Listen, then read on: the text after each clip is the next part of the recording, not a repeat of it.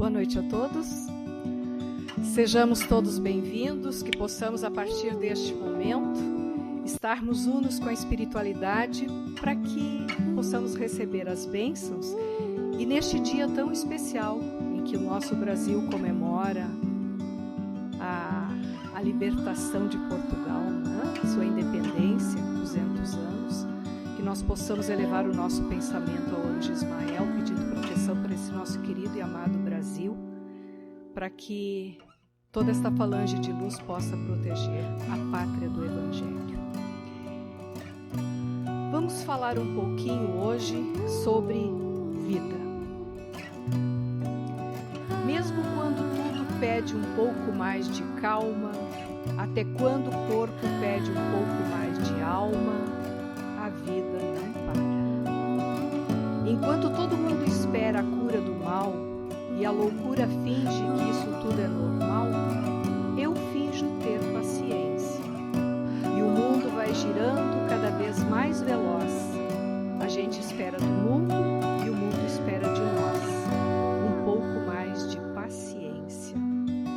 Eu sei, a vida não para. A vida não para não. A vida não para não. Talvez alguns de vocês já tenham reconhecido que esta letra é parte da música de Lenine, Paciência. E com certeza este poeta, ao escrever a letra desta música, estava pensando sobre a vida. Que tipo de sentimento ele tinha, nós não sabemos. Mas com certeza cada um de nós, quando falamos esta palavrinha mágica, vida, algo dentro de nós palpita diferente. De acordo com cada um vai pensar sobre a vida, o que é, o que poderia ser modificado ou não. É normal. Mas nós sabemos que não temos o propósito, não temos condições de trazer definições ou conceitos efetivos de vida. Porque se um biólogo fosse dizer alguma coisa sobre vida, ele com certeza traria uma justificativa dentro do resultado celular. A aglomeração das células que se reúnem para formar órgãos, tecidos, para que os sistemas funcionem perfeitamente, sempre pautando no nascimento, na sua nutrição, no seu desenvolvimento e no seu perecimento. Se fossem pessoas ligadas à filosofia, dependendo da escola filosófica que praticasse, dependendo dos próprios valores, faria N colocações. E aí nós vemos que todos nós, para falarmos sobre vida, teremos coisas diferentes. Mas nós temos um ponto bem importante. Quando pensamos dentro de um contexto espiritualista, os espiritualistas sentem, sabem que existe vida depois da morte, depois do perecimento do corpo. E nós espíritas temos a bênção de ter nesta doutrina muitos esclarecimentos e esse descortinar de que a vida segue e de que a morte não existe. Então, nós buscamos neste livro de Joana de Ângeles, Vida, Desafios e Soluções, da série psicológica, o 8º volume, psicografado pelo Divaldo. Aqui, Joana nos faz uma abordagem bem importante sobre vida. E nós trouxemos alguns trechos para fazermos a leitura, e entre eles este aqui que diz assim: a vida, no entanto, é Deus, e por isso, ainda difícil, se não impossível de ser compreendida plenamente. Além de suas manifestações, que fazem parte do processo da realidade dos seres, precedendo-lhes ao surgimento na forma material e sobrevivendo-lhe à decomposição cadavérica. Ora, aqui nós temos vários itens que nós já precisamos parar e refletir a respeito. Número 1,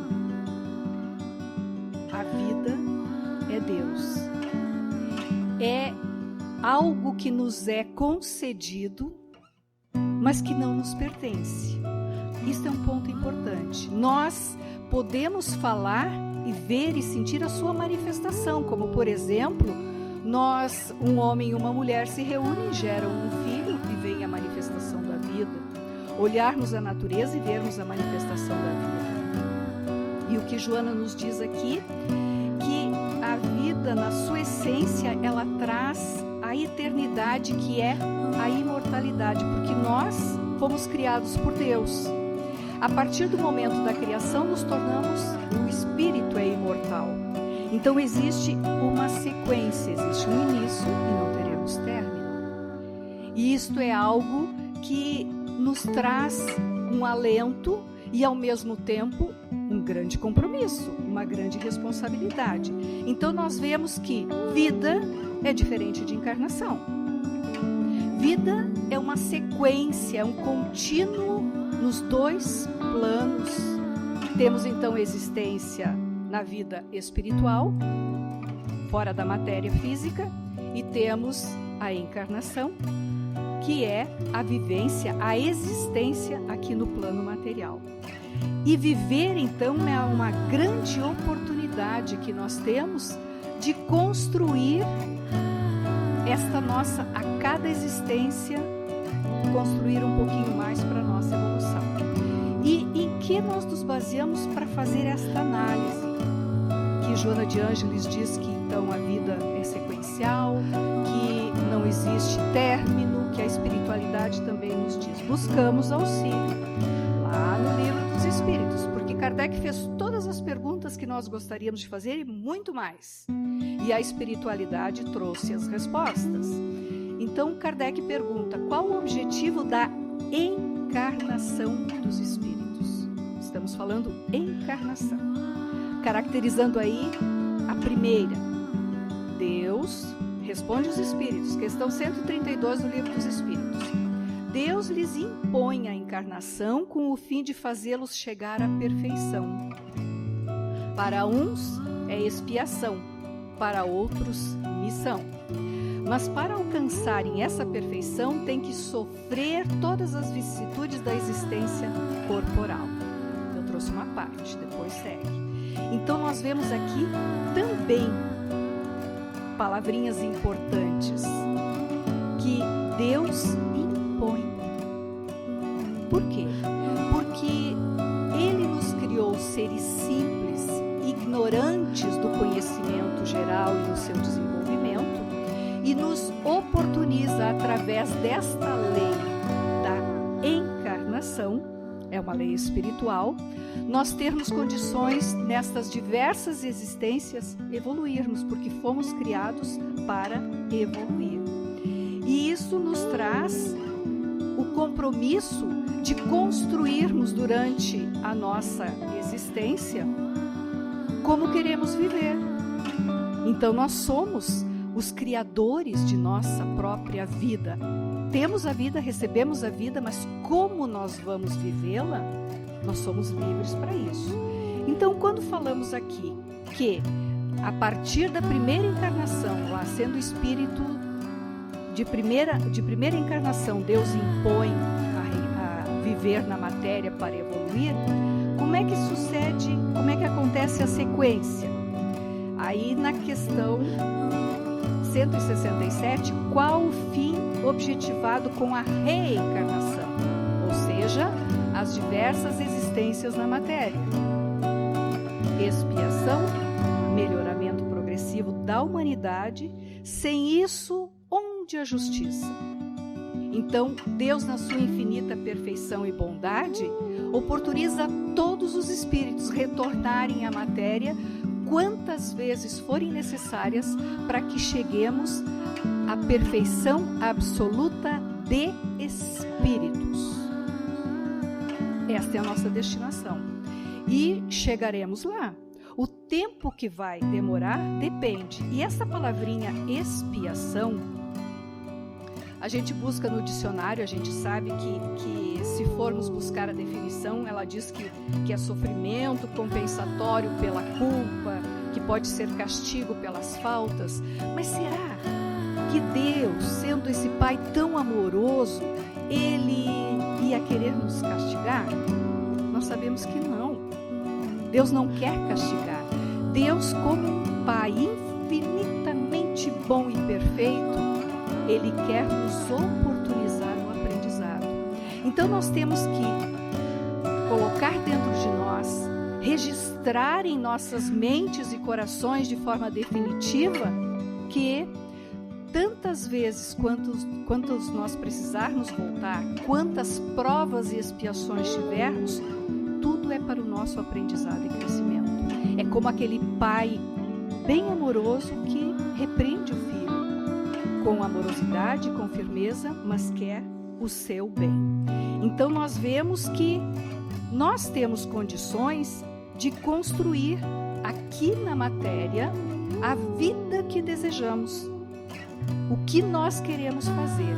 E dentro do nosso estudo, nós trouxemos para quem tiver interesse em aprofundar o conhecimento nesta área, a leitura, pode fazer a leitura da questão 258 até 273 do Livro dos Espíritos, que tem como título Escolha de Nossas Provas. A pessoa ali terá o esclarecimento dos Espíritos sobre a programação reencarnatória, sobre as escolhas que nós fazemos das nossas provas e expiações. Fala das leis perfeitas, da responsabilidade que nós temos sobre nossos atos. Então aí nós vemos que todos nós somos livres. Deus nos criou livres. Nós temos o livre-arbítrio de transitar entre o bem e o mal. Cabe a cada um de nós. Então, se nós, de acordo com os nossos feitos, optarmos por uma caminhada através do desequilíbrio da dor, é claro que nós teremos consequência disso. E já combinamos lá antes de reencarnarmos como seria. É claro que aí pode pensar assim, tudo bem, então se eu combinei lá, não adianta eu me organizar aqui, porque o destino determinista, fatalista, vai direcionar para isso ou aquilo. Não. Nós podemos optar sim. Existe um esqueleto básico, vamos dizer assim, do que nós temos que passar na matéria. Mas o caminho efetivo, a escolha é nossa. Nós temos condições de escolher como nós queremos viver.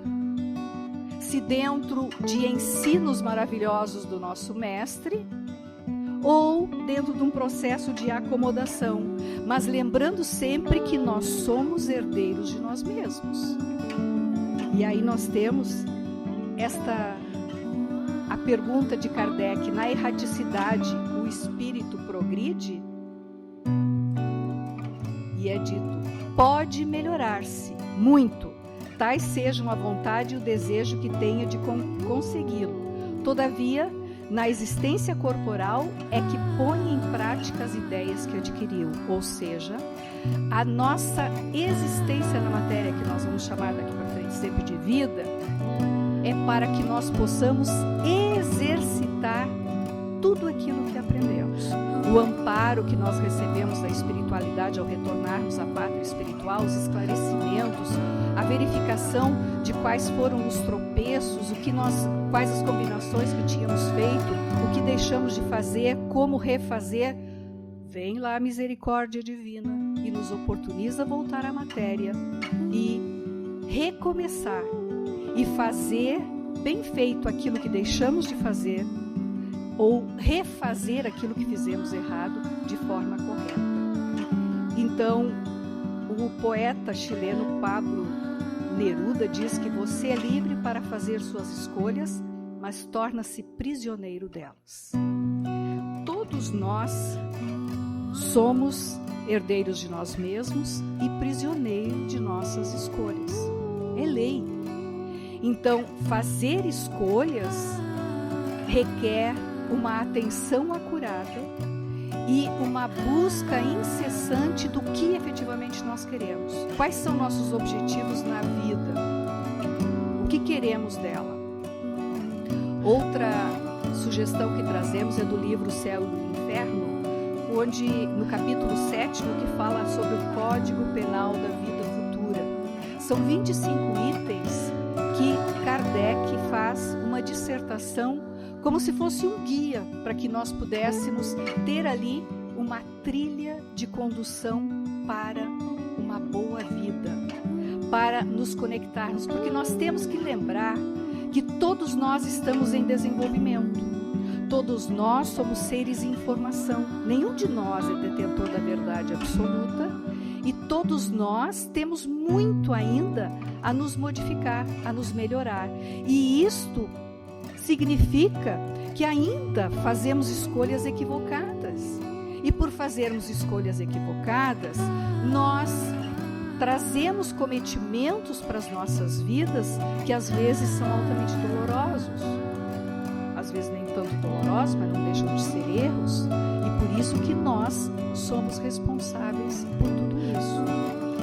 E por que falamos sobre estas situações todas? Estamos falando sobre vida, que é uma oportunidade misericordiosa. Lembrando que vida é Deus. Lembrando que somos livres, temos o livre-arbítrio para escolhermos que caminho queremos seguir. Lembrando que somos criadores, que temos oportunidade de recomeçar, que Deus é infinitamente bom, nos oportuniza tanta coisa. Tudo isso é importante saber. E muitas vezes sentimos, mas por que muitas vezes esquecemos? Por que quantas vezes instala-se dentro de nós um certo vazio? Uma situação que não sabemos definir o que ou porquê, mas eu tenho vontade de fugir da vida. Ah, se eu pudesse! E muitos fazem, cometem suicídio. Romper um compromisso com Deus, tirar algo que não nos pertence. Muitos passam por provas acerbas com companheiros, entes queridos muito doentes, e aí pensa assim, porque Deus não leva? Ah, se eu pudesse, eu aplicaria uma medicação para livrar este ente amado do sofrimento, uma eutanásia. Quem somos nós para sabermos o tempo que Deus determinou? Porque a vida é dele, ele é vida e nós somos usufrutuários. Quantas e quantas experiências de gravidez indesejada, por não querer aquele ser, a pessoa opta por aborto, sem lembrar que ali, aquela fecundação, aquela gestação, tem um Filho de Deus tendo a oportunidade de existir. Quem de nós já não passou por situações difíceis, ou então viu nos noticiários assaltos, crimes diversos, que teve aquele sentimento, tinha que ter pena de morte para isso? Como assim? Quantos de nós nos envolvemos naturalmente nesse processo de fuga da vida? E por que será que isso acontece?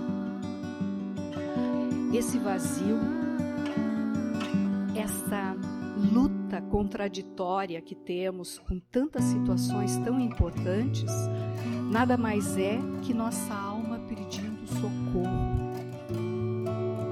Quando nós temos esse tipo de sentimento, nossa alma pede socorro. Mas pede socorro por quê?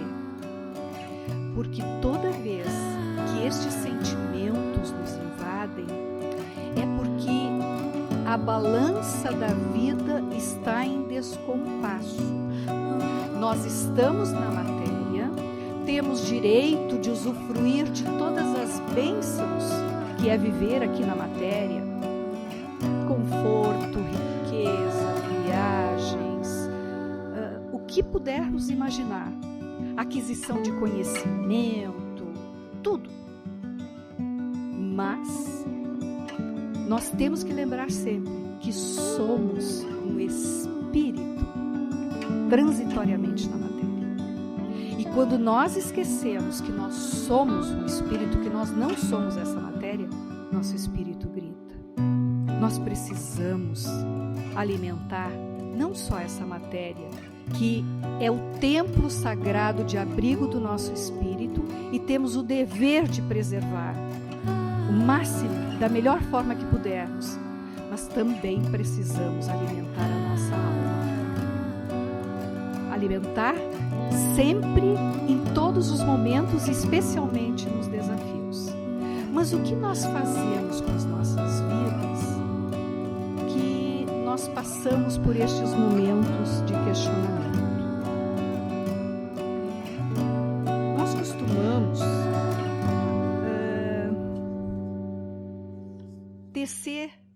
viver frustrações e expectativas porque nós geramos essas expectativas para nossas vidas assim. Eu queria que minha família fosse desta forma. Eu queria trabalhar nisso. Eu preciso daquilo. Tudo voltado a este processo de busca. E nós esquecemos que muitas vezes a realização dos nossos desejos nós colocamos para o outro. Nós queremos que o outro realize uma vontade que é nossa. Porque eu sofro, a minha frustração é porque o meu filho, ele age desta e daquela forma que não era isso que eu queria. E esquece que aquele filho é um espírito independente que recebe a nossa educação, o nosso direcionamento enquanto pais, mas tem a própria vida, ele tem o livre-arbítrio. Então nós vamos gerando expectativas e vamos nos frustrando porque nós queríamos ser inteiramente 100% aqueles donos dos cordéis das leis divinas. E esquecemos que o tempo é de Deus. Que para tudo tem um tempo, para tudo tem uma forma, e que nós somos regidos por leis perfeitas que precisam ser respeitadas. Ora, se eu infrinjo uma determinada lei, obviamente eu vou fazer a colheita dessa lei. E a gente esquece. E aí vem a frustração, porque não era isso que eu queria. E aí a gente se frustra. Outro item que faz com que nossas vidas fiquem desregradas são as regras e os preconceitos. E regras do quê? Porque ter regra, não sei até que ponto é importante ter regra. É importante que tenhamos princípios. Princípios sólidos, corretos. Porque os princípios, eles se adequam de acordo com as circunstâncias. Enquanto que regras enrijecem. É aquela situação assim... Eu amo meu filho, mas... Como mas? Eu não... Para que eu possa gostar do fulano, ou da fulana, ou de A ou de B, tem que ser desta forma. São regras que a gente vai estipulando. Os preconceitos que nós temos em relação às pessoas, de, não, esta pessoa eu não posso me relacionar. Essa família é totalmente desregrada. Meus filhos não podem se relacionar com estas pessoas. Será que de repente, se os meus filhos têm, só um exemplo, se meus filhos têm uma educação sólida, pautada na retidão, não seria um exemplo bom para aquele que não é? Isso é preconceito nosso. Como nós temos preconceito nos tornando aqueles seres cegos que veem sem ver, ou seja, as pessoas que muitas vezes estão prestando serviços importantes para toda uma sociedade, para nós diretamente, sejam garis, sejam pessoas que fazem a limpeza dos prédios onde moramos, sejam as pessoas que, por qualquer ordem, desenvolvem tarefas públicas, e nós não as enxergamos. Passamos por estas pessoas como se elas fossem transparentes, invisíveis. O que é isso se não preconceito? Preconceito velado. Isto são as situações que nós criamos para nós mesmos. Por quê? Porque ainda somos seres imperfeitos.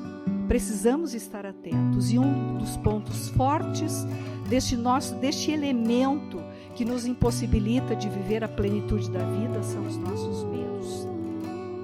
É claro que nós temos a lei da preservação e um determinado nível de medo é importante para que nós nos preservemos, tenhamos a segurança.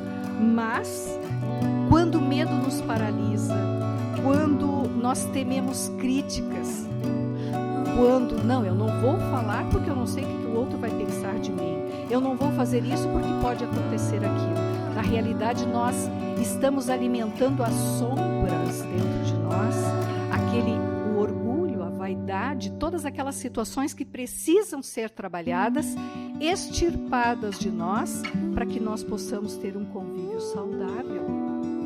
Porque nós somos seres gregários, nós precisamos nos ajudar, nós precisamos nos amparar para crescermos todos juntos. E o medo, ele passa a ser altamente prejudicial quando passa a coibir as minhas relações. Na família, na sociedade, no trabalho, em qualquer segmento que eu esteja envolvido. Não vou fazer isso porque não dá, não tenho coragem para tanto. Precisamos enfrentar desafios, afinal, para que estamos aqui? O que nós estamos fazendo nesta caminhada para podermos evoluir? Então, nós temos que trazer um remedinho. E por incrível que pareça, o remédio é muito mais fácil do que nós imaginamos. Abrir o coração e a mente para receber. Então, tudo que vier de fora, eu tenho que estar receptivo a ver que tem bondade à minha volta, ver que tem solidariedade à minha volta, ver que Deus criou uma natureza maravilhosa para que eu pudesse usufruir da beleza, das bênçãos e estar aqui. Ver e deixar com que aconteçam as oportunidades diversas para o meu crescimento e para o crescimento da sociedade, o crescimento como um todo. Estar de mãos, braços e pensamentos sempre abertos de forma positiva para o novo. Quem disse que porque tem uma determinada idade não pode fazer isso ou aquilo que seja o bem e o belo? Se a pessoa sente-se estruturada para tal, como não? Então, abrir para tudo que é bom e belo à nossa volta. E quantas vezes nós fechamos e cercamos porque não tem condições de viver nesta sociedade. Esta sociedade está muito corrupta.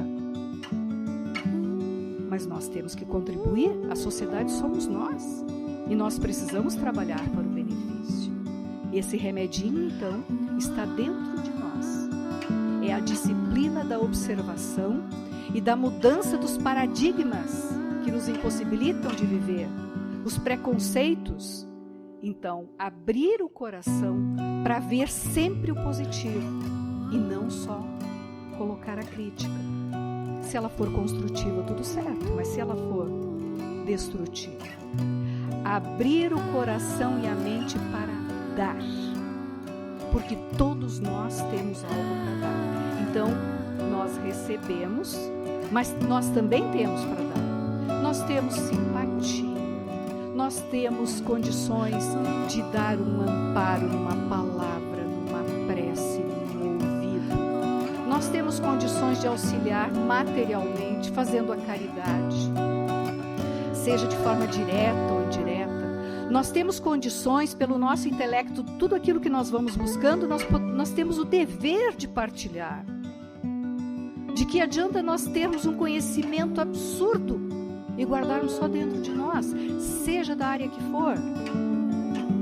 É necessário que partilhemos. Como que a humanidade vai crescer se cada um fechar-se no seu casulo? Eu não dou nada se eu busquei o outro que busque. Como assim? Então, o remédio está dentro do nosso coração. Está nesta abertura de dar aquilo que eu tenho. E não importa o que eu tenho e quanto eu tenho. Porque todos nós temos condições de dar alguma coisa, de contribuir para o crescimento. Então, quando nos abrimos para a vida, para dar e para receber, para observar, nós vamos ver que existem benefícios benefícios infindos, tanto para dar quanto para receber.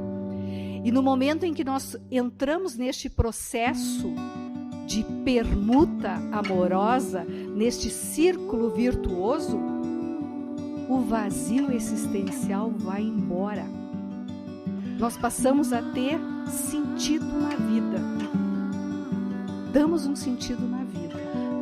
E para que nós pudéssemos entender sobre esse sentido da vida, nós buscamos esta passagem de Jesus sobre o cego de Bartimeu. Esta passagem está relatada em Mateus, no Evangelho de Mateus, capítulo 20, versículo 29 a 34, no Evangelho de Marcos, capítulo 10, versículo 46 a 52, e no Evangelho de Lucas, capítulo 18, versículo 35 a 43. Então, Jesus subia de Jericó para Jerusalém nas suas diversas andanças com muitas pessoas, inclusive os seus apóstolos. E nesta passagem por Jericó, ele passa, lá estava o cego Bartimeu sentado com sua capa esmolando, porque era lei romana que todo aquele que fosse necessitado, para que ele pudesse esmolar na rua, tinha que ter um cadastro, um registro, e ele ganhava uma capa. Aquela capa caracterizava para a sociedade a necessidade daquele ser, então ele tinha permissão de pedir. E Bartimeu, então, ouviu o burburinho que estava vindo o Nazareno, que ele tinha ouvido falar do Nazareno. E ele gritou com toda a sua força: Jesus, filho de Davi, tem compaixão de mim. As pessoas que estavam próximas pediram que ele se calasse. Vamos parar. Mas ele não parou. Ele gritou novamente e com mais força: Jesus, filho de Davi, tem compaixão de mim. Jesus já tinha ouvido. Desde a primeira vez, Jesus tinha ouvido. Mas permitiu que aquela situação acontecesse para que ele usasse de exemplo e ensinasse aqueles que faziam ouvidos moucos ao necessitado. E aí ele se voltou para os apóstolos e disse: busque o homem. E quando alguém chegou e disse: Bartimeu, vamos para o Nazareno, ele imediatamente se desfez da capa. Ele jogou fora a capa. Tudo aquilo que representava de segurança, de registro, ele se desfez e se apresentou. Ele chegou em frente ao mestre e o mestre pergunta: o que queres que eu te faça? E ele de pronto: mestre, que eu torne a ver. E Jesus permitiu que Bartimeu visse não só com os olhos físicos, porque Bartimeu tinha esse ímpeto pela vida que todos nós temos que ter e temos que buscar. Ele via além dos olhos físicos, tanto que todos os sentidos espirituais dele estavam à espreita para o Nazareno que estava passando. E a partir dali, ele se desfez da capa e seguiu o mestre para todos os seus dias, tendo a visão física, mas principalmente tendo a visão espiritual. Então, Bartimeu deu um sentido efetivo à sua vida. Fez a escolha adequada de quem seguir. Ele foi ajudar a divulgar o Evangelho do Mestre. O Mestre que fez esse bem para ele. Então, ele atendeu o alimento da alma. E outros exemplos nós temos, como o doutor da lei judaica, que caiu do seu cavalo às portas de Damasco e ficando cego, né, ouviu num clarão: Saulo, Saulo, por que me persegues? A visão do mestre.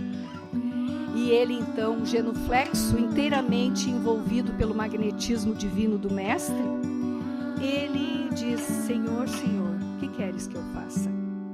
É o grande despertamento. E são estas palavras que nós precisamos registrar em nós frente às situações de desafios, aos momentos em que nós sentimos o vazio, os momentos de grande dor, nos momentos em que a dúvida se instala. Temos que nos recolher no templo do nosso coração e perguntar: Senhor, Senhor, o que queres que eu faça? E Ele vai dar a resposta. Nós, como estamos ainda neste processo de desenvolvimento, facilmente somos queixosos. A gente se queixa de tudo. Eu li recentemente uma narrativa que Tom Jobim, esse grande poeta, né, brasileiro, Tom Jobim morava no Rio de Janeiro e tinha uma chacrinha no interior do Rio de Janeiro, numa região bem bucólica. E ele resolveu fazer uma reforma na chacrinha. Ele tinha um caseiro, tinha um chacreiro na casinha, lá onde ele queria ficar. E essa pessoa ficou responsável para fazer essa reforma. E estava dando muita chuva no Rio de Janeiro. E ele resolveu ligar para este caseiro e perguntar como é que estava indo a reforma. E o caseiro, então, veio com um rosário de queixas. Que é pedra, é pau, é água, é areia, é tudo em desequilíbrio. Eu não aguento mais esse barro, esse lodo, tudo isso é uma coisa absurda. E ele ficou pensando: como assim?